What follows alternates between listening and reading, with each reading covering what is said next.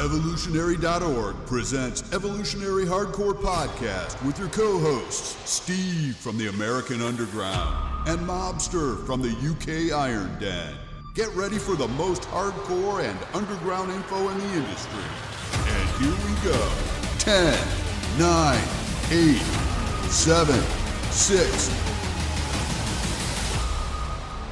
Evolutionary.org Hardcore Podcast coming your way, episode 184. Christian Bale, Stevesmi and Da Mobster from across the pod. What's up, man? This guy is a transformation machine. Let's smash the granny out of it and see what we can do for him. Not only a transformation machine, Christian Bale, but he's also a very versatile English actor, considered one of the most influential people the past decade. Known for his Batman roles where he got into top shape and transformed his body, and other roles where he had to really get skinny and really frail looking. His stats, 6 foot tall, between 121 and 220 pounds, depending on his role. Trimmed 32-inch waist at his peak, solid 17-inch bicep, looked really good with no shirt on in those Batman roles. We're going to take a look at his life roles, training, diet strategies, and his steroid cycle. So Mobster, I'm going to bring in Mobster since he's his neighbor over there in England. Mobster, tell us a little bit about Christian Bale's early life. Born January 30th, 1974 in Pembrokeshire, Wales, which is, as Stephen Furr's kind of neighbourish, it's about 40, 50 miles away he was born. Parents English, with mother being a circus performer, it's a bit unusual. And father, David Bale, was a businessman and animal activist. So that's, again, for 1974 was kind of a new thing, especially the 70s. Nowadays, not unusual. Parents were also into entertainment, one being a stand-up comedian and the other one a standing actor. So you can certainly see, Steve, that there's an influence from mum, dad, and the grandparents. Even though he wasn't into acting much as he grew up, his family pushed him into it anyway. Definitely an influence there. Training in ballet and had child roles and commercials as he went along, Steve. So moving around a lot as a child. Again, this is not unusual to the 70s, and especially, as Steve knows, in entertainment, you go where the work is, and it's not always local to where you are. Living in England and parts of Portugal.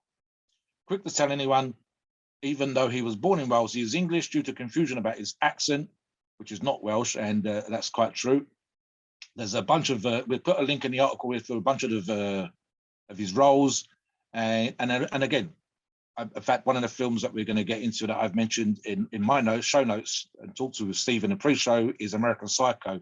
So versatile, to say the least, in terms of linguistic ability, because doesn't sound at all Welsh, played an American Psycho with an American accent, and is actually English again. And of course, there's other films that he's been in. Starting to get into film roles as a teenager, playing a British boy during World War II, with Steven Spielberg's Empire of the Sun. Very good film, guys. You should check that one out.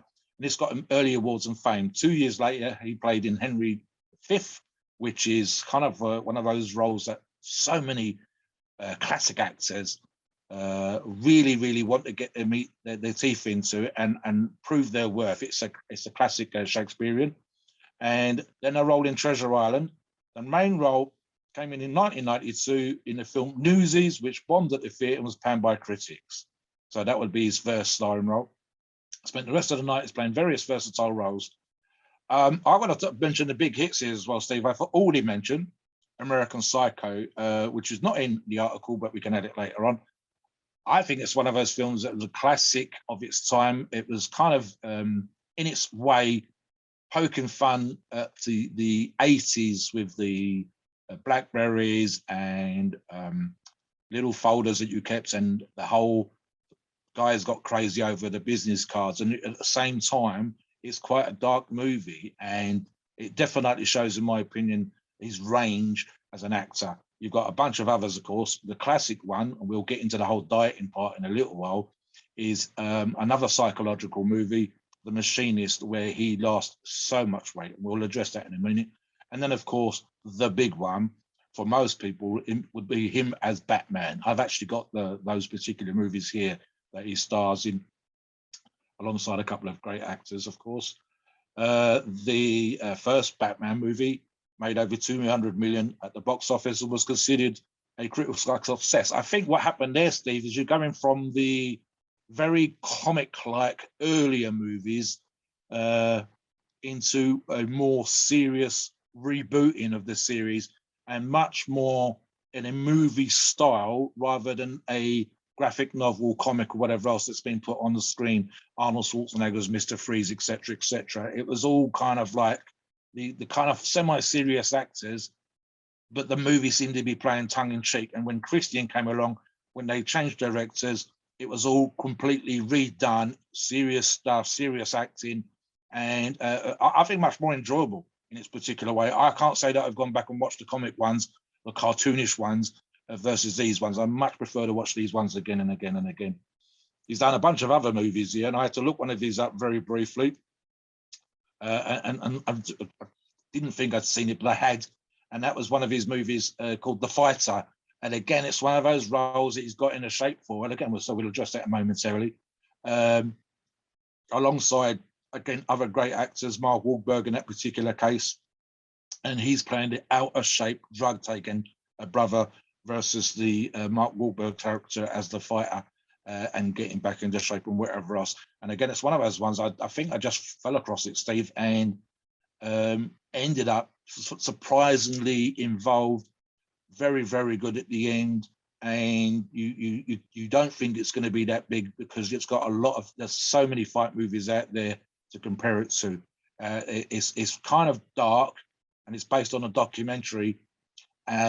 And the background and upbringing of the two brothers that were involved in the actual real life story is kind of shit. So you're coming from there, you're definitely escaping from the mean streets, and again, it's that sort of stuff. You know, one brother's into drugs, one brother's trying to make a name for himself.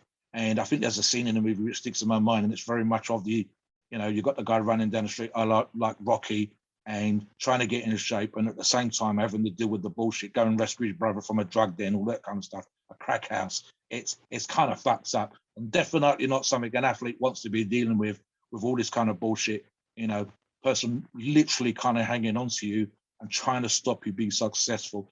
And the two actors together do a very, very good job. So that's definitely worth looking at. I'll let you cover the next part there, Steve. Yeah, and then you know, the whole Batman series. Mobster talked about Batman Begins, his first role, but a few years later he came back. The Dark Knight, that was directed by Christopher Nolan, made over $1 billion at the box office. I mean, they followed up at The Dark Knight Rises, which also made over $1 billion. These are quality movies, critically acclaimed movies. I'm not into the whole superhero stuff, but a lot of people are. And those movies kind of cater to the young male demographic, which is the #1 moviegoer out there. That's a thing to do. And if you live in a small town across the country, that's one of the few things you get to do is go to the movies and watch a movie, maybe take a date, go with your buddies. And this is something that really, it's really big money-making machine. So he really hit the jackpot being part of that and playing the whole Bruce Wayne in Batman thing. Also, Ford versus Ferrari, critically acclaimed movie. I'm not into cars, just like I'm not into superhero movies, but I do appreciate a good movie. And he played in that movie, and it was a quite good movie, even if you're not into cars and racing and all that crap. But he played a really good role, and he had to lose weight so he could fit into the car. And that's something that people don't realize about when you're a race car driver. You can't be obviously a heavy guy because that's going to slow down the car and you're not going to be able to fit, very well. So, and then Vice was another one. These are well-received movies. And then Mobster mentioned The Fighter. So he's definitely still going. He's going to be in several films in the upcoming year as well. So we'll see how he does and if he can get more hits as well. So yeah, Mobster, give us your thoughts on that. And I'll kind of get into the Oscar. I was going to talk about the Batman's type movies and that stuff. Most films, as Steve well knows, are of course forms of escapism and entertainment. And Steve is exactly right when he talks about the younger male demographic specifically. Now, most of the guys that we've done these actor transformation podcast on, this is the latest. that's kind of where they are. And I think what it is, Steve, I don't know about you. Certainly when I was younger, and you mentioned, you know, if you're in the middle of nowhere, in the Midwest, miles from the big city, whatever else, going to the cinema, seeing a movie is a big deal. But when you, especially, I think probably up to my teens, up to when I was about 13, my mum and my dad would chase me and my brothers out the house with the coins and get us to go down and see this kind of stuff. And of course, it's the idea that you're Superman. You know, it's a kind of good movie for those kind of people when you come out and the kids, myself included, 10, 11, 12 years of age, are running up and down with our coats on, pretending that we're superheroes or whatever else. And as Steve quite rightly says, I think what's happened now, this is what I was getting at when I mentioned the reboot, it had gone from almost kiddish with over-the-top makeup and, you know, too much like something that was going to appeal to a 12-year-old, to stuff there where they've put real money in. And of course, what's happened is it's gone from $200 million to like $300, $500, $600, $700 billion. And all of the Marvel and DC stuff has done that kind of that revenue. You know, literally, they would not have 7 or 8 or 9 Marvel type movies, Marvel Universe movies, one after another, featuring different actors, but keeping different characters from another movie and bringing new characters. They wouldn't do that. And we've talked about this before on previous podcasts. If it wasn't working as a business model, it just wouldn't happen.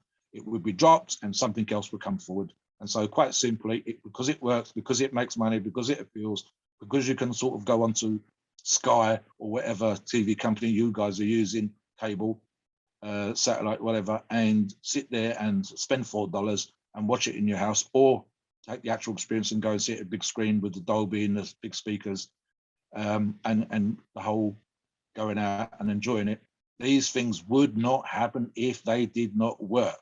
Christian, I believe, is playing it for more serious. The other actors that are involved are playing it more seriously, and that's why those things are coming across. I think the other thing that Steve kind of gets to, especially when we're talking about the awards and the pundits even that Christian has enjoyed, is because he plays these roles kind of seriously. He's probably just getting into his stride here, Steve, in terms of what is he now, 47 years of age as we do this podcast.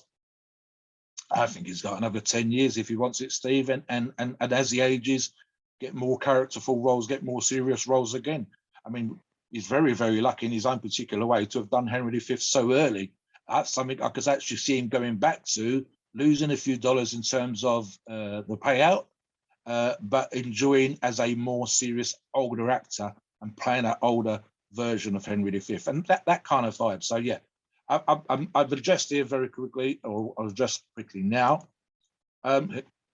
He's pretty, especially in the last 10, 15 years, Steve, the amount of awards, or you know, what do they call it now? When your name gets put forward as one of the actors that might win a particular role or whatever else. Nomination, that's the word, for a bunch of roles. So he's been considered, and there's quite a list here. Let me give you an example. 3 Oscar nominations: Best Supporting Actor for The Big Short and Best Actor for American Hustle and Vice, as Steve mentioned earlier on. And there'll be a bunch of others out there you guys can check out. Go and look on Wikipedia, look up on his, he's probably got a website of his own, and Internet Movie Database. I'm falling over my tongue today. And see the list of movies, and most of those times, especially recently, critical acclaim, award nominations, and so on and so forth. So he's getting better as he gets older, I think, Steve, and certainly growing into a mature actor. Had he been born another 10 or 15 years earlier than that, we'd be talking about him in the same way that we do a Charlton Heston of the time.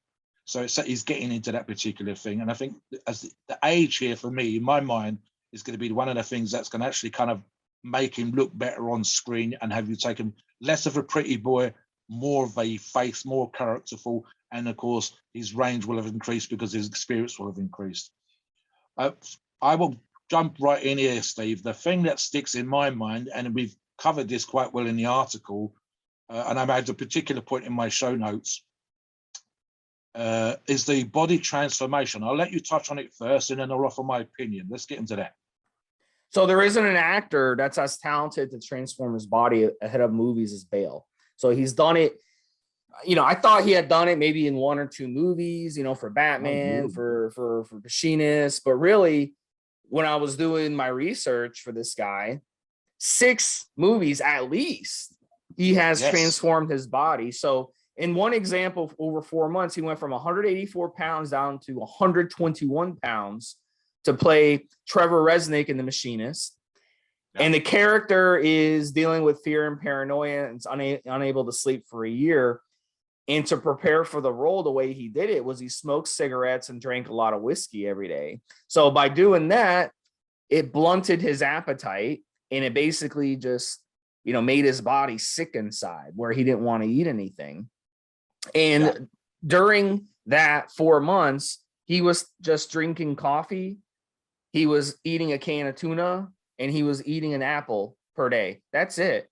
Yeah, and that's how he was able to lose 4 months. I don't recommend doing this weight loss strategy of cigarettes, whiskey, coffee, tuna, and an apple. That's not, that's not the way I would recommend it. I think avoiding the cigarettes and whiskey, if he would have done that, it would have been much harder to accomplish this because of the cravings for food and stuff. So that's why he added in the cigarettes and whiskey, but also for his role, he had to look the part. So, that's acting, guys. I mean, acting is actually taking the role of the person and being the character. And we've seen that with people who have, with actors who have really succeeded in their roles, and they've actually, that gives them a lot of points when it comes to being critically acclaimed to actually take over that role. We saw that in the Joker. The character from the Joker in recent years, he really looked skinny in that movie and messed up. That wasn't just a stuntman or a stand-in. That was actually him. He lost all that weight. Joaquin Phoenix, he lost that weight, and he was actually able to win an Oscar for that role because he not only played the role beautifully, but he also looked the role beautifully. I'll jump back in here, Steve. I mean, the very next movie that we mentioned in the article, guys, is him getting back up to 220 pounds, literally. So the following year, you've gone from 184 down to 121 and then back, in fact, above your previous starting weight with 220. So essentially 100 pounds. And then if you go back again the following year, he's dropping 55 pounds to play a down pilot in Rescue Dawn, and then dropping 30 pounds to play as I mentioned earlier on, Steve, the drug addicted boxer in The Fighter. And then a few years later, gaining 50 pounds to play a role in American Hustle. Now, what I want to jump in here, guys, and this is a specific point I want to make, because we're going to talk about diet and training and obviously PDs as we normally do. But it's one of those mobster's words of advice kind of situations, right? I understand, and we've addressed this in the previous actor podcast that we talked about, the business of being in the movies, the sheer amount of money involved, and the motivation to get into shape, etc., etc. However, we're talking about a very well-paid actor who's one of a million actors doing his thing. And as Steve infers, you get critical acclaim, but you're taking it to an extreme. So whether it's someone putting on, 30, 40, 50 pounds for one role, and then you go, that's crazy, he's a great method actor, yada, yada, yada. Look, bottom line is essentially, Steve and I talked about this already in the pre-show, it's yo-yo dieting. And it wouldn't be so bad, as I just mentioned, if you're talking about 3 years later adding a little bit of weight. But this was literally one movie, then the next movie, 100 pounds difference. The previous movie dropping 60 pounds, in fact, 63 pounds to get into shape with The Machinist, then gaining 100 pounds from your Machinist body weight, and in fact, close to 40 pounds more than your normal body weight anyway, and that within 12 months. Now, it was not out of shape to begin with, was he, Steve? He wasn't a fat, overweight fella. He's a reasonably trim, keeps himself that kind of way all the time. You never really see him out of shape when he's doing interviews or chat shows or any of that kind of stuff. He just looks like, physically, kind of normal guy. A little bit, I would say a little slight, But otherwise, probably because we're into the bodybuilding, weightlifting, strongman, etc. We're used to people being of a certain size and shape. And so for me, he looks a little bit slight. But the reality of this situation is unbelievably stressful on the body. And it's not even that bad if you kind of maintain it. It's almost healthy to get fat and stay fat in this particular set of circumstances, because it's not properly obese. He's just heavier than he was before, and is a little bit podgy. And again, it's on screen makeup and so on and so forth. But the stress is specifically on the heart, Steve. And even he himself has admitted in an interview for post the movie for The Machinist that he made himself unwell. So not only, I mean, Steve, you guys know the guys like this when they've got irritable, it's smashing, it's not doing anything for your immune system. You're opening yourself up to getting colds, sniffles, and all that kind of stuff. The very poor diet in terms of nutrition. There's barely any vitamins and minerals in that particular diet, and that's for The Machinist. Equally, to gain 30, 40, 50 pounds, 100 pounds, and in fact, for Batman, I'll specifically point this out, he gained it by eating junk food, and only when he hit the weight that he was supposed to be aiming for did he switch over to a high-protein, bodybuilding-esque diet. So in a way, I think that's because he was kind of rushing the weight gain, and that in itself is unhealthy. On the forums, we occasionally talk about this, Steve, when people come online and they're saying, I need to gain 25 pounds or I need to drop 50 pounds. And we point out the obvious. And that is really that when you want to do, and you said this way more times than me, but I've always agreed, you're looking really to gain 5 pounds. And what you really want to do is cycle, train, eat, gain 5 pounds, settle, relax, take a few months, and then do it again. So by the end of the year, if you're lucky, if you keep the cycles kind of short and your diet, and you allow the body to adjust, maybe you've made a bit to push 3 cycles in it. Realistically, 2, so that would be a 10-pound gain. And the few guys that have occasionally, and I've been there, when we've added 20 pounds, it's not nice. It takes a while to get used to. You're not at all comfortable with it. It typically takes, any serious weight gain I've ever had, I don't know about you, Steve, it typically takes me 90 days, 3 months, to begin to feel comfortable. That's literally just the weight of muscle, fluid, fat, whatever on my body. That's my cardiovascular conditioning, which may have been okay at the previous body weight, needs to reset and become okay with the new body weight, and so on. What we're talking about here, when you're talking about these massive losses and massive gains, and that's the extreme, 100-pound range in the movies that we've already mentioned, it's not just something that you need to get used to, but it's properly unhealthy. What do you think, Steve, about this yo-yo dieting? Great for the movie roles, but is it healthy, in your opinion? If you're in a certain weight variance and you're adjusting your weight up and down in that kind of range, it can be fine if you do it a specific way. But if you're out of range with the weight you're putting on or weight you're losing, then yeah, it's getting to that point. So if also you have to factor in too, in Christian Bale's situation, he was a very healthy guy ahead of this. Yeah. So going into it and trashing your body or overeating or eating a lot of junk food, that he can get away with it. But if you already have like a heart condition or something, and you want to do rapid weight loss, or you have a heart condition, you want to do rapid weight gain, then obviously it can be very, very dangerous. So like fasting, for example, and I know I tell people this all the time, fasting can be perfectly safe, but if you do prolonged fasting and you have existing heart problems and you're not doing the prolonged fasting correctly, you can throw your electrolyte balance off and it can really cause a problem. You can get a stroke even, and so you really have to be careful. Even though, I advocate for fasting all the time, I tell people if you're not in good shape, you have no business prolonged fasting unless you're really, really specifically working with a qualified doctor.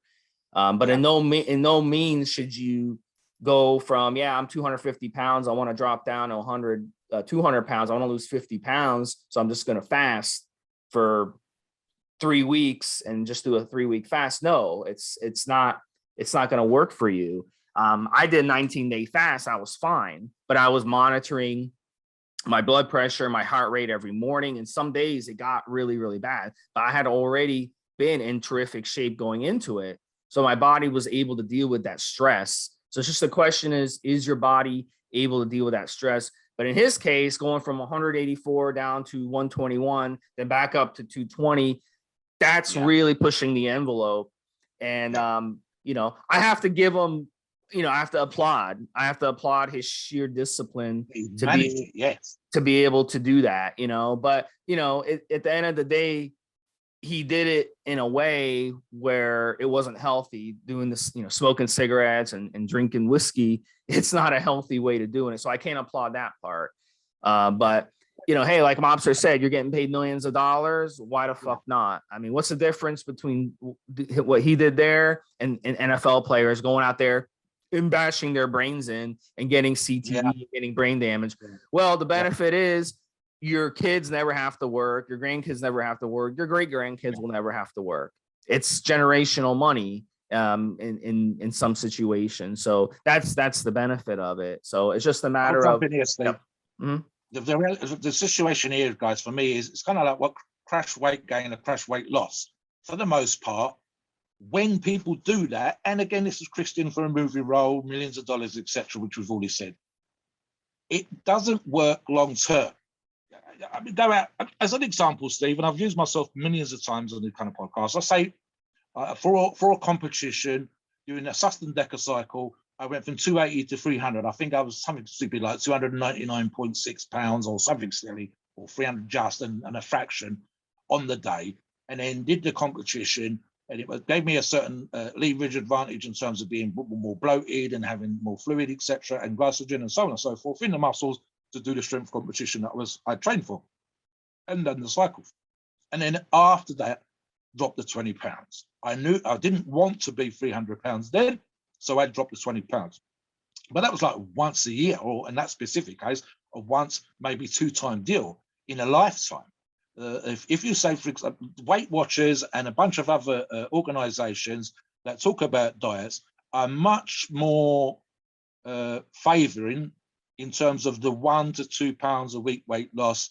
And the idea is, and I've mentioned this a bunch of times again on the forum, when people come on and they talk about diets, they're not getting ready for a movie role. It's very rare. We might get 1 or 2 people come on that want to drop a little bit of cellular water, a little bit of water under the skin, perhaps for a modeling gig that they've got coming up. But for the most part, you're talking about, what I say is, don't talk about diets, don't talk about crash weight gain, don't talk about crash weight loss, talk about lifestyle changes. And that's how you keep the muscle that you gain on cycle, by changing your before to the after. There's no good, for example, and we see this all the time, just to hammer the point, where guys, and it's not on our forum, it's on every time I've ever seen this, pretty much everybody's done it at least once. You go kind of crazy when you're on cycle. What I mean by that is you're on point with your diet, you're on point with your training, everything's 1,000% exactly as it needs to be, and you're using PEDs. And then what a lot of guys do, this is a mistake, is they come off cycle and they go back to the same habits that they had before. You can't expect to gain 5-10 pounds of new tissue on cycle, training really hard, being completely dedicated, having your diet on point, getting your meals in on time, etc., and then afterwards going back and doing training and eating exactly as you did before the cycle, and expect to keep that muscle tissue. So the same thing applies to the crash weight gain and crash weight loss. If you do those things, and we're gonna, as Steve's already said, you almost give you, oh my God, you've lost 30 pounds. That's fucking amazing. Jesus Christ, that must have been hard. I know people, Steve, that have lost 12 stone. That's 140, 150 pounds. But they've kept that weight off because they made the change. If you were to gain that very quickly, it's going to take months, if not years, especially if you've been 300-400 pounds before, to get used to that kind of stuff. And then, as I said already, as a good example, people be surprised about having tons of loose skin when they've lost 140, 150 pounds. Well, did you think your body was going to completely go back? The classic example of this, again, Steve, is for the most part, whether it's adding muscle or adding fat or losing tons of weight, if it took you years to get that big or be that small, then it's not going to be a quick touch getting back to being in shape. It should be a slow process. It allows the body to transform slowly. It allows the skin to tighten up. It allows you to get used to it. That's nature. And sometimes we're trying to push it and force these things. Again, in Christian's example, he's doing it a little bit close, in my opinion, for a couple of movies. Fortunately, most of the time is a slightly longer time scale in between, and it's very, very temporary. We've talked about guys getting into shape for the shirt off scene. This is a bit different. You're talking about £100 difference here. And again, most of us won't be getting paid $10 million for it. So I would want to work, as Steve says, with a proper coach. I want to work with someone who knows about these things. And I would make sure that if I was coaching or working with someone like this, Steve, that is a gradual process. Whether it's getting strong, whether it's losing weight, whether it's adding muscle, a gradual process. The key point, I think, sometimes with this stuff, and guys, you should do this for yourself. If you do keep a training log, if you do keep notes, is if you're progressing, if it's a pound a week, if it's half a pound a week, so long as that's linear, so long as it's constant, great. Most people also lose a great deal of weight when you're dieting in the first week or so. That's typically cellular water. And then after that, they should slow down to, I think the extreme push is probably around 2 pounds a week, Steve, especially if you get in shape for a bodybuilding competition. But for the most part, I would like to see 1 to 2 pounds a week weight loss. And that's achievable. It's sustainable. And that's probably the key phrase here.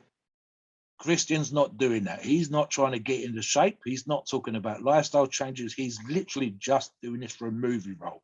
In a way, it's kind of vacuous if you think about it, because I'm just doing it to be as an actor. But it's out there. We've got to talk about it, and we've got to make sure that you guys know whether it's healthy, unhealthy, and so on and so forth. Kudos for managing it, Christian, but don't let people think it's a great thing to do. Back to you, Steve. And, body memory is a real thing. Part of the reason he's able to fluctuate his weight like this is because he's done it before. So the more you do it, the more it's going to do. Your body's going to remember that weight. So, you got to keep that in mind too. So if you're trying to do a body transformation, you got to have realistic expectations. If you've never been skinny in your life, you've always been the fat kid, you've always been fat as an adult, and then you want to end up having an 8-pack, it's going to be hard.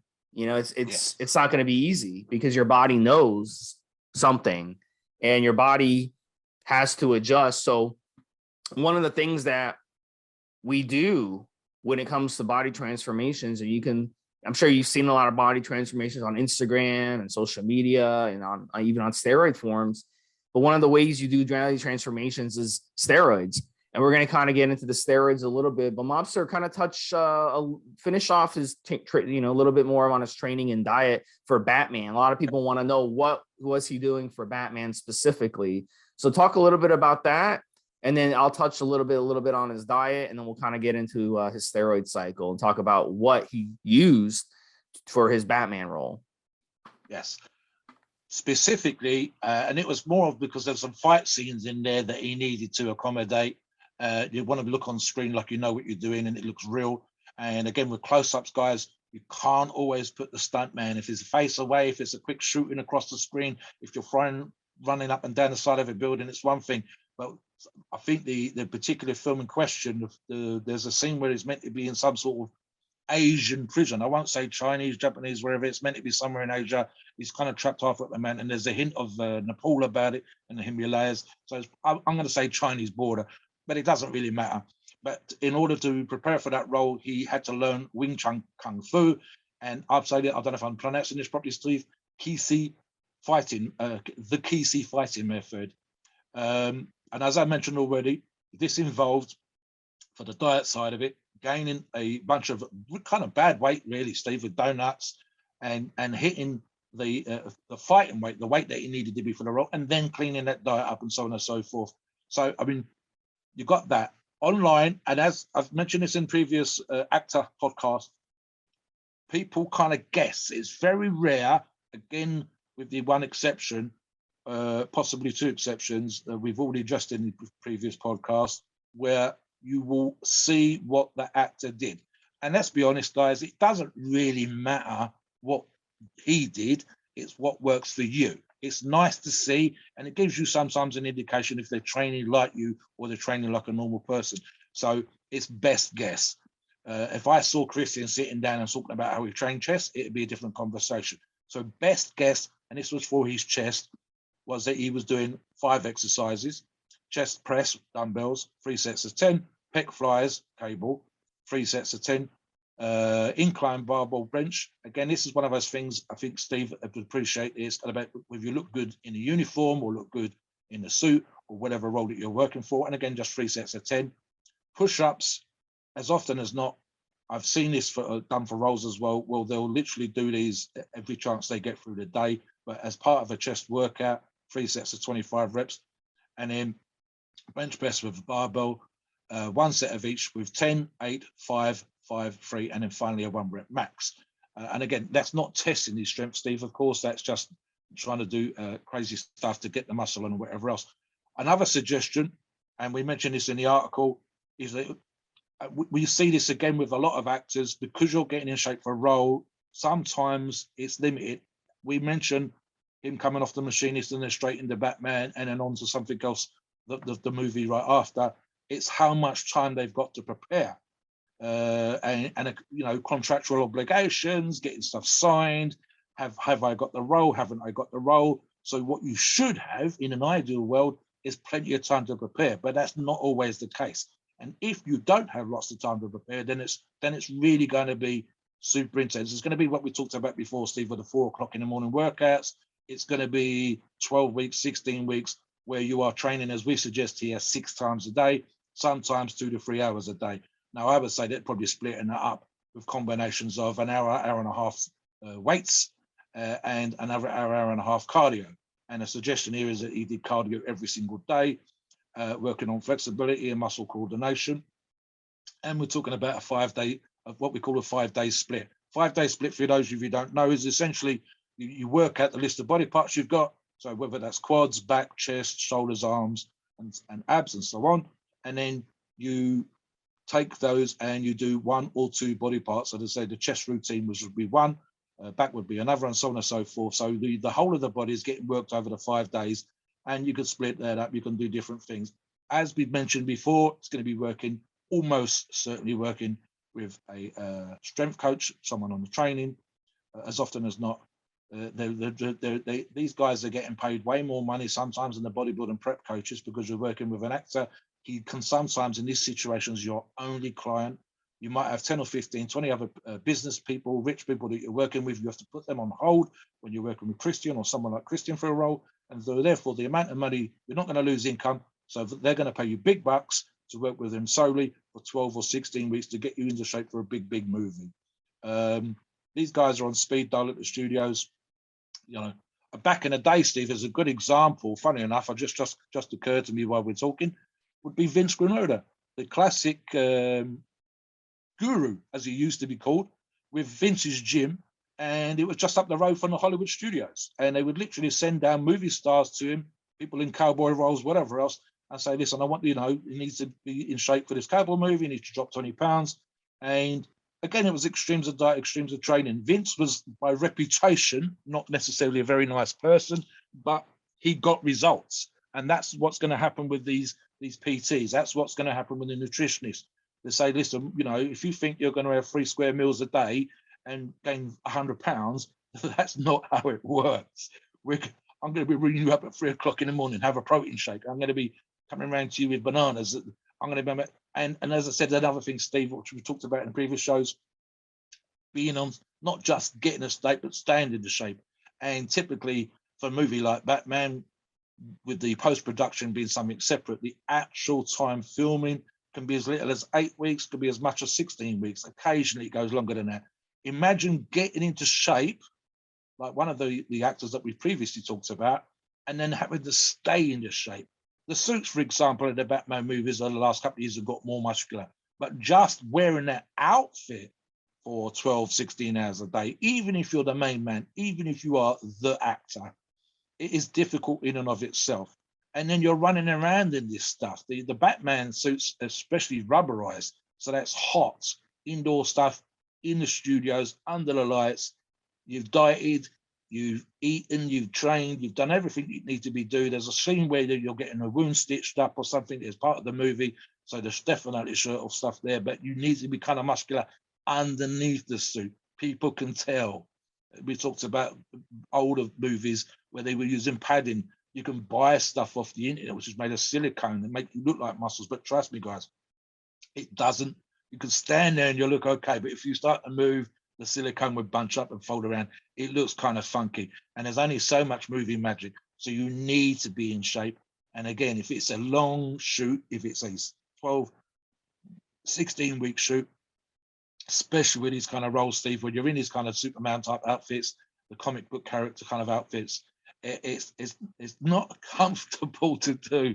And it kind of doesn't, you don't want it to be comfortable. If it was kind of comfortable and casual, you wouldn't look like Superman. You wouldn't look like Batman. There's stuff you've got to do. And again, close-up stuff, you might have to do certain stunt, low-level stuff, but still stunts, fighting scenes that we've already talked about. And all of that requires you to be in shape and prepared. So it's not an easy thing to do.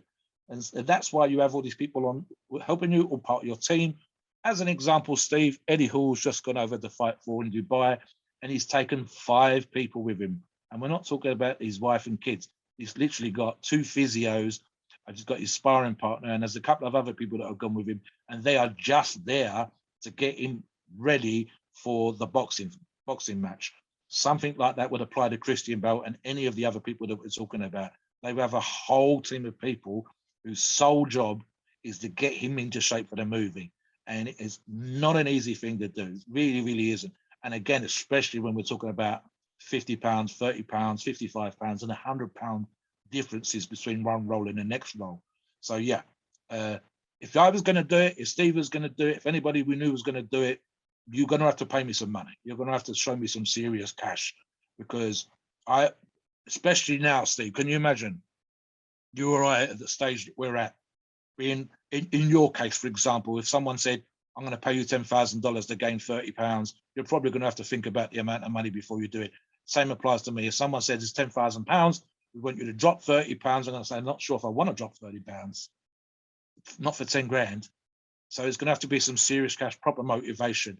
There's also an element, and maybe it applies to actors and people in the media in that particular way, of ego and wanting to be the person that can do that kind of stuff, and wanting to the studios to have me come on. So there has to be a motivating factor above and beyond the cash. Trust me, when you're tired, you've been on set all day, whatever else, and someone's getting you out of bed at 4 o'clock in the morning to go running or do the gym stuff, there has to be something there as a driving factor above and beyond what they're putting into my bank account on a monthly basis.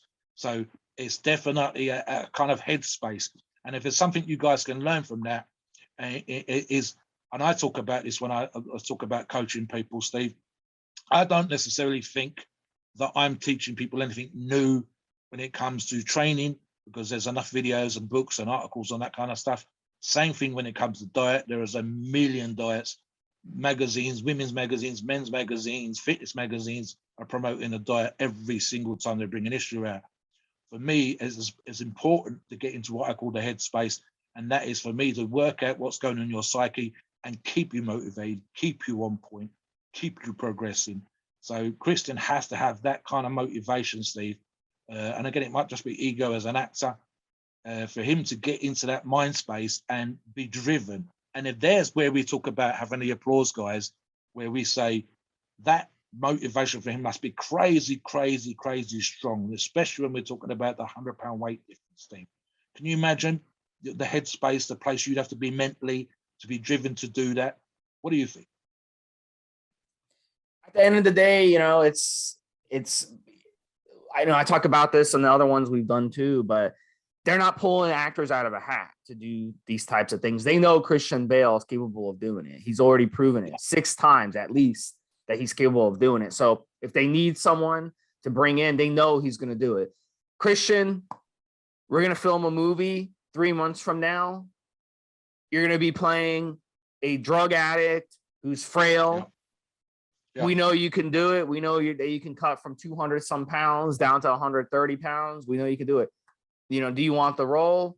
If the role is yours, okay, here's $5 million. Boom. Christian, we need someone who can play, you know, a boxer. He needs to be in good shape. We need someone to play a superhero. He needs to be in good shape. He needs to be big. He needs to be vascular. He needs to be ripped. He needs to be muscular. Can you do it? Christian, here's $5 million. Go do it. They know he can do it, guys. It's not, they don't just hire people out of a hat. You know, you have to have a talent to be able to do something like that. And that makes him a versatile actor. That makes him someone who, that opens him up to a lot of movie roles and gets him these jobs that the other actors can't do. So you really have to just marvel at the amount of talent he has. And you know, I did a 19-day fast, and part of the reason that motivated me to do it was content. You know, I was provided compensation for the content, but it wasn't you know, about the money. It was a challenge for me. I really wanted to do the challenge. I wanted to see what it did for my body. I was sick of everyone having an opinion on it. And I was like, fuck it. Let me just do it myself. Let me take the bull horn. And I did it. I did a 19-day fast. I lost 14 pounds. And I have a log. You guys can look that up.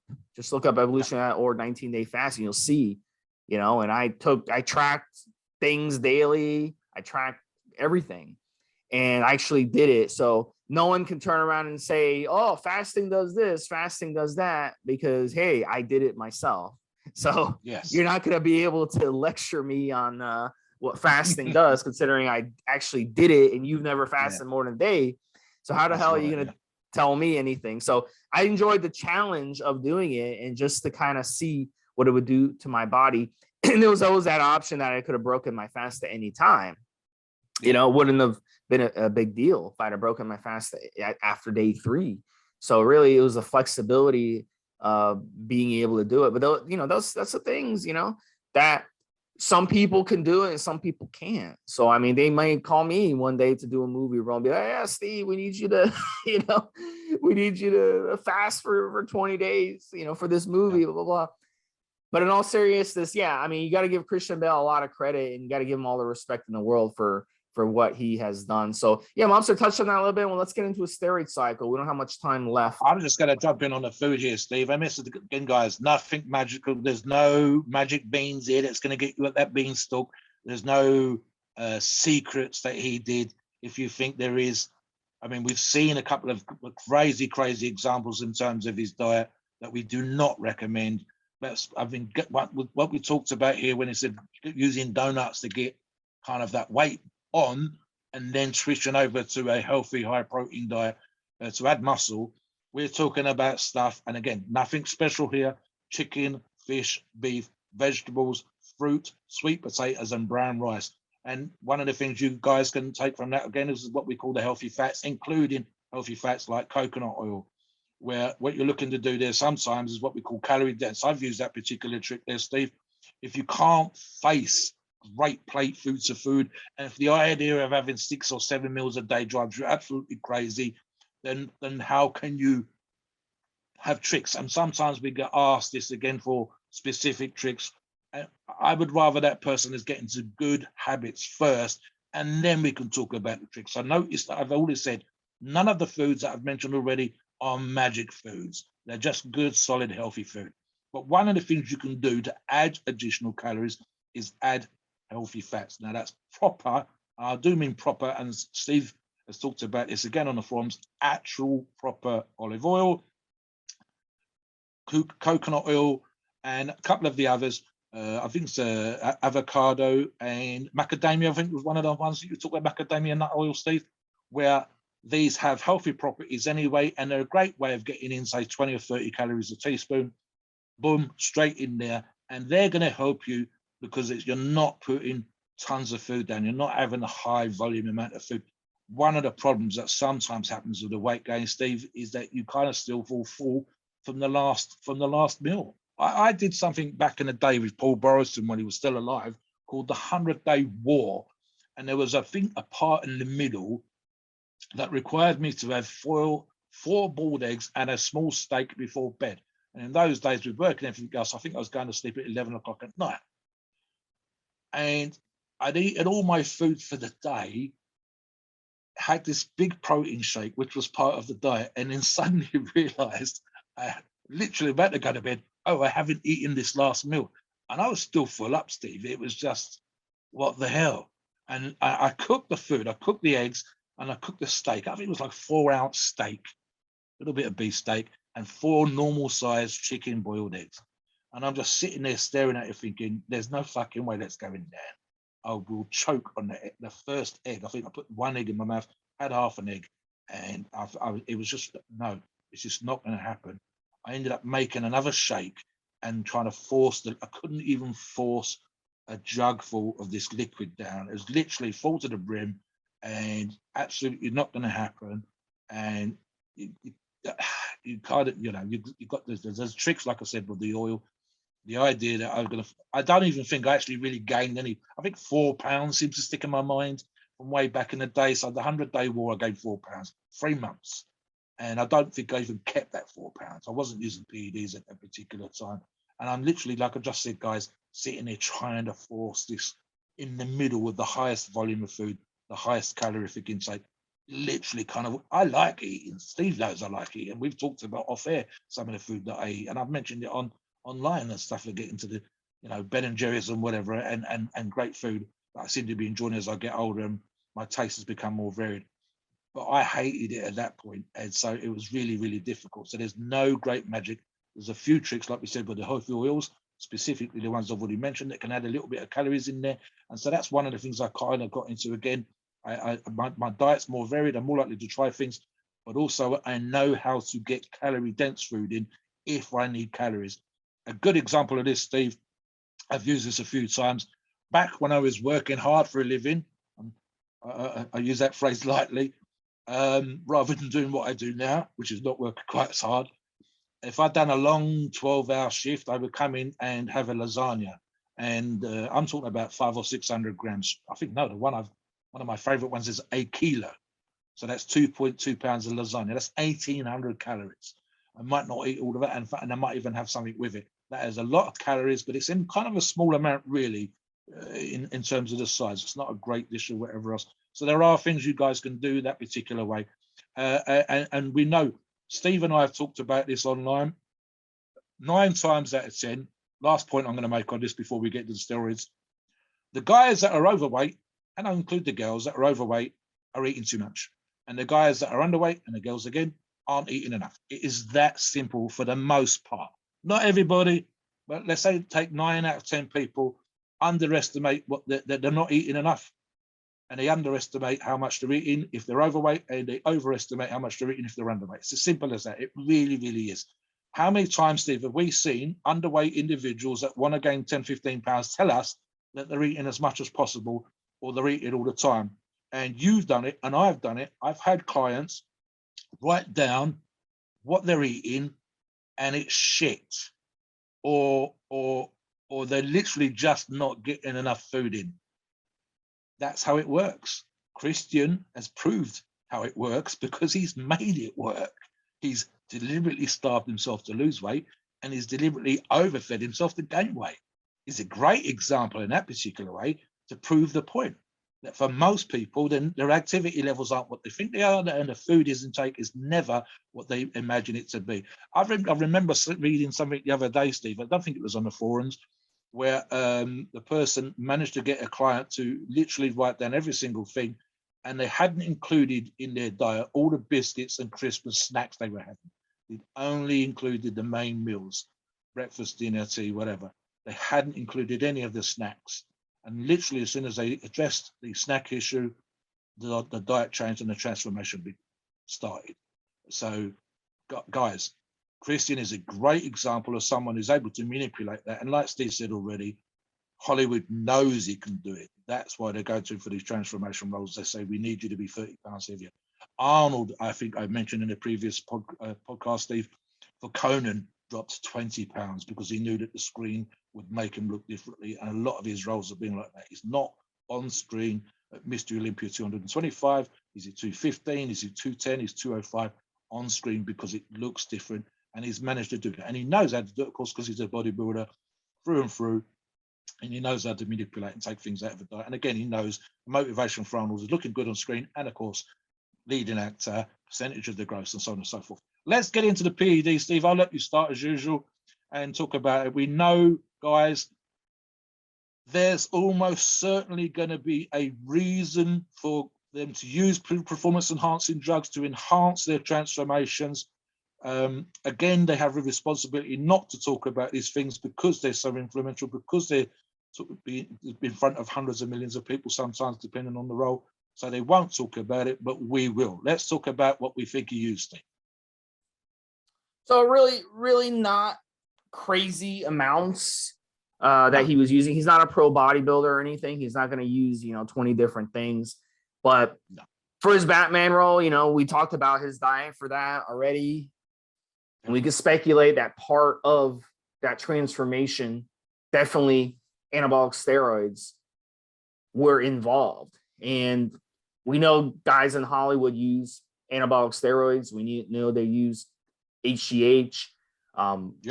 Sylvester Stallone got busted for HGH. He was grabbing a bunch, and it was he got busted by customs for traveling with it. So we know they're into it. One of the things that I'm adding to his cycle is HGH, and HGH probably 4 IUs a day would be a good dosage, and it's not too much, and it's not too little. It's kind of it's a pretty strong amount. If you're using real HGH, it's a pretty damn strong amount for a non-pro bodybuilder who's not on insulin and who's not on tons of steroids and tons of drugs. So 4 IUs a day would be a sweet spot for someone in his situation. Another thing, Sustanon, 500 milligrams a week. Now, why Sustanon? It's a longer ester. It's something he can just pin once a week, something that's going to be in his system a while. And also Sustanon is popular in your side of the pond, Mobster and Brit. Oh, yeah, I love it, man. I love it. And as I mentioned earlier on, Steve, the gain of the 20 pounds from 280 to 300 on a Sustain Decker cycle. And I've stated many times on the forum, it's one of my favorite drugs for that particular regard. I think that what we're talking about here, Steve, is also something that works for what he wants it to work for. So yeah, 100%, and relatively easy to get hold of over here. And of course, via many sponsors on the forums. That you. Yeah, and the TRT of choice is Sustanon, and then in East Europe, it's Omnidron, which is the same thing as Sustanon. Now is the same thing. It wasn't always the same thing. But yeah, it's designed just for limited pinning. You can really pin it once every 2-3 weeks even. You just pin the amount that you want to spread over that time period, and one ester picks up after another. Of course, it's mostly made up of a long decanate ester. Another thing, 600 milligrams a week, Trenbolone enanthate, and then stopping it halfway through, then switching over to Primobolan, 1,000 milligrams a week in its place. Couple reasons for that. The cardio aspect, Trenbolone really does a number on your cardio. Primobolan isn't great for cardio, but it's not bad for cardio either. It's kind of neutral, and it's not going to mess with you the way Tren would. Tren is an absolute misery if you want to do cardio. So he had to do cardio, even though he was putting on weight. It's a big misconception. People think, oh, he's putting on weight, he's not going to do cardio. Initially, he probably cut back on his cardio, but he had to basically still be in good shape and have good cardio to do a type of role such as Batman. To do these movies, you have to have good endurance. You have to have good energy, because you're on a movie set for hours. And as someone who used to do acting, actors like to jerk around a lot. And it gets to the point where you're on set for hours just to film a 5-minute scene. So you better have patience, you better have endurance, you better have energy to be able to hit that scene at your peak. And being on Trenbolone, is not a fun experience in that situation. And it's something that he would have used initially to gain a lot of size and gain a lot of weight. Because yes, with Trenbolone, I don't know why people think Trenbolone, you can't bulk on Trenbolone. That's what they use on cattle to bulk up cattle. They use the Phenaplix, right? So why would people think you can't bulk up on Trenbolone? I have no clue. But Trenbolone is a absolute great bulker. One of the best bulkers out there is Trenbolone, and then adding some testosterone to it. So I'm jumping in here, Steve. Go ahead. The Batman movie specifically, because this is a cycle that we're talking about. There are scenes where he's climbing up a mountain. There are scenes when I believe he's on a glacier. There are scenes where he's fighting. You've got a scene, I think, when he's sort of burning down one of the buildings and he's escaping and is running around. There's a scene that I mentioned earlier on where he's in a prison and he's having a fight. Trust me, guys, this is not something that's taken like one day or done in one shot. It's just not. So let's just take the fighting scene alone, Steve. We've already mentioned having him to pick up on 2 specific martial arts to get into shape and be ready for that scene. And then I believe there's like part of that where he's kind of scrabbling around in the mud to fight these guys, hitting each other with pans and breakfast and all this kind of stuff. There's a big Chinese guy, a small Chinese. There's a whole bit there. This is probably 4 or 5 days work, and it's repeated again and again and again. Different camera angles. And what I said earlier on, not necessarily with a stuntman. There will be parts with a stuntman. There'll be pads that they're falling onto, covered with mud or whatever else, so they don't hurt themselves. You don't get injured. There's no good getting injured. Then you can't do the role. Then they have to fit someone else on, get the understudy, all of that kind of stuff. So, but it's I would guarantee, Steve, as you've just said, it's setting up the scene, setting up the camera, setting up the lights, getting the cameras into position, getting the actors into position. And you might do that 6, 7, 8 times a day for 3, 4 days, just for what is essentially a 5-minute scene on camera in the movie.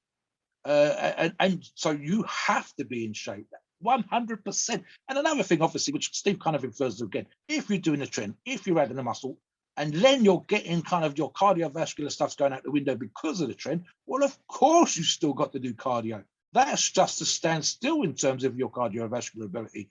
And now, of course, he's got to get ready for this movie and do the scenes as we described. And that's not what's the fighting scene, but all the other scenes that I've mentioned. So 100%, Steve, he's doing cardio, whether he's on trend or not, just to stand still in terms of being in shape and then to prep for the movie, then to be ready for these scenes. And again, as I said, there are scenes when he's driving a Lamborghini. There are scenes where he's in his suit. There are scenes where he's going around Wayne Manor. They don't require any great cardiovascular ability. But the other stuff, the action stuff, the close-up action stuff, the fighting stuff, the wearing the suit all day stuff, 100% you need to be able to accommodate. You need to be able to get used to that stuff. And again, they don't say, right, fight, film for 5 minutes and then we go to the next. That's not how it works, guys. It just isn't. Can be fast-paced, can be incredibly tiring, can be long day. It might be that you're just waiting for the light at this time of day if you use a natural light, and you still need to be ready to go when the light's ready, when the lights ready, when the cameraman, all of that stuff. The microphone's in the right position, but the camera's not. That kind of thing all day long, and then go when I need you to go. So yeah, trust me, he's definitely doing cardio there, Steve. I'll take the last 3 drugs here: Winstrol, Anavar, and Equipoise. What we're looking at here, and again, for me, Anavar would be one for maintaining any strength. And again, this is stuff like some of the scenes where he's fighting, looking muscular and so on. And the other 2 drugs are kind of, for me, in this particular situation, ones that are keeping muscle on him, keeping him lean, keeping him in shape. Again, guys, none of the drugs that we talk about work if you don't diet properly, if you don't eat right, if you don't train right. So when we talk about keeping in shape, when we talk about keeping him lean, when we're talking about him looking good visually on camera for the role, he's still doing the other aspects. He's still looking good, and he needs to do that by doing the rest of the work. It is not and never will be a simpler case of taking a drug and adding muscle and never having to train for it, or taking the drug, keeping your diet exactly the same and suddenly appearing lean. It doesn't work like that. It's just that some of these drugs help you, aid you in those particular areas. So for example, I could probably gain or lose weight dose dependent here. And I'll mention the numbers. They're not excessive, as Steve said earlier on. 100 milligrams a day of Winstrol. I'm going to say orally, Steve. I don't think he'd want to be jabbing himself too often, and he'd probably have someone to help him with that. And again, probably under the supervision of a doctor, a Hollywood doctor, someone who knows exactly what that's all about and doesn't mind just signing an NDA. 120 milligrams a day of Anavar. That's a kind of high dose, but it's a roll, gets into shape, does what he needs to do, comes off. He's not looking to take this gear a year round. He's not looking to do multiple cycles, and a lot of the stuff that he's doing involves losing weight. And then finally, which is kind of high, but again, looking good on screen for the way that he needs to for short periods of time, 1,000 milligrams a week of equipoise for the reasons that I've already stated. Yeah, back to you, Steve. Yeah, and then I would say with the equipoise, it's a great one to use in his situation because equipoise is very versatile. You can cut on equipoise, you can bulk on equipoise. It doesn't mess with your cardio. It increases your cardio actually, and it's a very mild steroid. So really, equipoise I think is a great one, and I think that his trainer or his coach, personal trainer, whatever, would have definitely had him mess around with the equipoise. And so it really makes sense. And I would, if you wanted to kind of be specific on this, I would say that this diet is really, really good for appetite. I think the Anavar combined with the testosterone and the sustanon and combined with the equipoise, I think it's really, really all really good. And that's another reason why you would cut off the trenbolone, halfway through, because trenbolone does reduce your appetite in a lot of cases. It can give you carb cravings, but it can also drop your appetite entirely where you feel satiated. You don't want to eat on it. You feel nauseous because it's such a harsh drug on your system and very inflammatory on your system. So it's another good reason why he would cut that off and then take primobolan, because primobolan doesn't fuck with your appetite either which way. But equipoise, testosterone, Anavar, even a little bit with Winstrol, they can combine to increase your appetite and give you a nice healthy bulk. So that would be something he would mess around with. So finish us off, Mobster, with your final thoughts and take us in a disclaimer. Yep.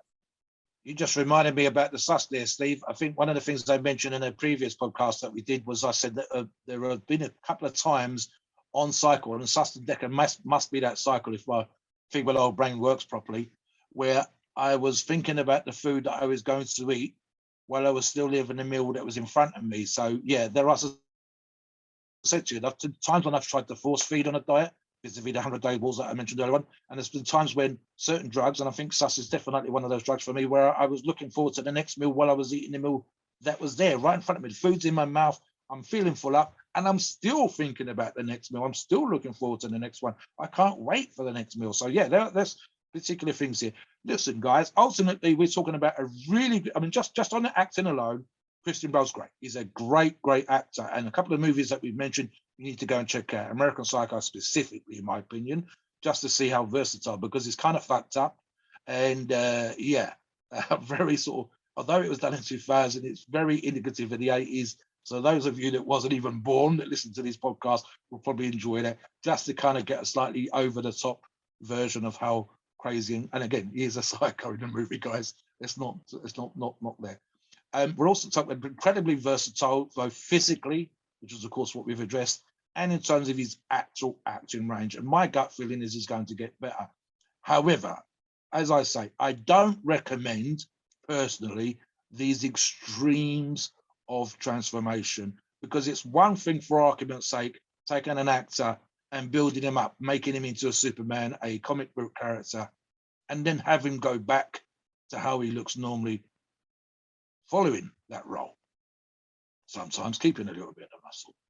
What we're talking about is the quite big extremes of both gaining and losing weight. And as Steve said, not once, not twice, but multiple times, 6 that we're aware of. I mean, I think the smallest transformation is 30 pounds. And as I mentioned earlier on, 30 pounds on Steve or off Steve, or 30 pounds on me or off me, is a big amount. And Christian is just a normal guy, 184 pounds before he did The Machinist. That's kind of, he's 6'2". I believe I was 175 pounds, age 18. So it's kind of skinny. I'm a slightly taller at 6'3". But it's not oversized, it's not undersized, not really. And yet he's gone from 184 down to 120, 130, then back up to 220, and then the following year dropped 55, and then 3 years later gained 30. These things are okay if you're a highly paid actor, but we do not recommend them for you, our listeners, to be going back and forth, gaining and losing. And sometimes it's just because you come off the diet, just sometimes you're depressed, there's some shit going on in your life, you gain 30 pounds. We get that. We understand it. We've all had elements of that at one point or another in our life. But what we don't want you to do is do it again and again and again. We want you to come on. We will help you. We will advise you. We will point you in the right direction. And say you come on and you're 250 and you need to get down to 200. We've had people on our forums run logs that are doing exactly that. Steve talks about the 19-day fast to show that things like that can be done and to prove the point.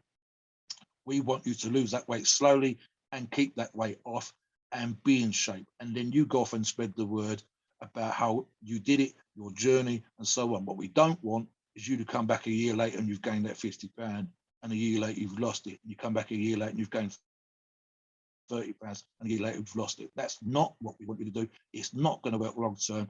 It's less than ideal, and you are certainly not doing it because you're Christian Bale and you're getting paid $10 million, $15 million, $25 million for a big, big, big movie. I don't think Christian's going to be doing this stuff long term. He's doing it now. He's done it the last few years, done it since 2000 odd, which would be 22 years ago. So he would have been 27 and much more capable and able to do it at that particular time. As the age he is now at 47 and the age that he'll be in a few years when I think he drops into those roles, I don't think we're going to see him gaining and losing the way that he did, Steve. I mean, you know, the roles are going to differ. The necessity goes out the window. And ultimately, it would impact more on his health as an older guy than it would as a younger guy when you kind of do crazy, fucked up stuff when you're younger. And you do, we all think we're invincible, so we all do stupid shit, especially the guys when we're younger, whether that's staying up all night and go to work, whether that's drinking 3 days straight, going on a stag do with the guys, all of those kind of things. But you're not a multi-million-dollar paid actor trying to get into character. You don't need to look amazing on set for 16 hours a day and so on and so forth. Christian was doing that stuff when he was younger. He won't be doing it when he's older, I guarantee it. And yeah, not necessarily a recommendation. On the other plus side, which Steve has already said already, his ability to do it and his motivation, as I said earlier on, Steve, is tip top. The idea that he's able to do this stuff, get into shape and pull it off and do it inside of a year in a couple of times, literally 3 to 6 months from one movie to the next movie, and be transformed, it blows my mind. So yeah, we give him a kudos for that because the transformation is difficult. Right, guys, as always, please note we are not doctors, and the opinions on this podcast are ours and ours alone. It's our view, and it is based on our experience and views on the topic. Our podcast are for informational purposes and entertainment only. The freedom of speech and the First Amendment applies.